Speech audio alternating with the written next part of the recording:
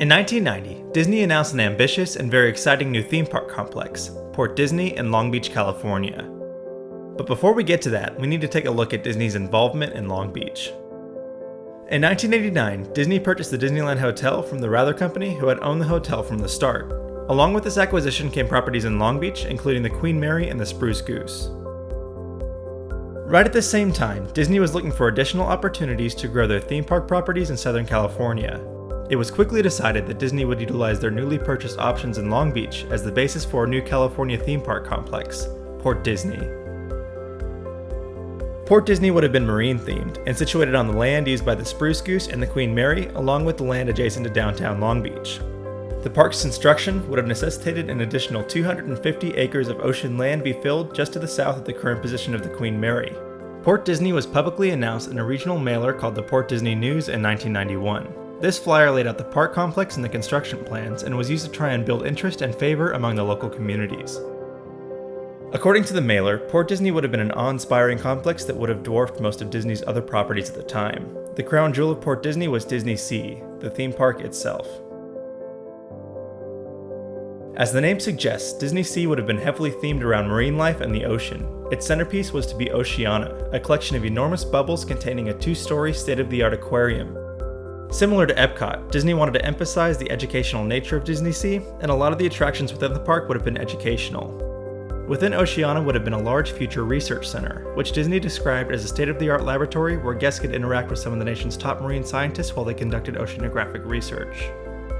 Aside from the educational aspects of DisneySea, the park would have also had a variety of rides and attractions all separated into different lands. The lands at DisneySea would have been Mysterious Island, Heroes Harbor, Fleets of Fantasy, and Venture Reef. Each of these lands would have hosted a selection of different rides and attractions, including Captain Nemo's Lava Cruiser in Mysterious Island and even a shark diving experience in Venture Reefs. According to Disney, Mysterious Island would be where guests would discover the lost city of Atlantis on a modern version of a Disneyland e-ticket attraction, referencing Captain Nemo's Lava Cruiser. Heroes Harbor would feature rides themed to the adventures of many marine legends, including Sinbad and Ulysses. Fleets of Fantasy would include several attractions and restaurants all disguised as ancient Chinese junks and Egyptian galleys.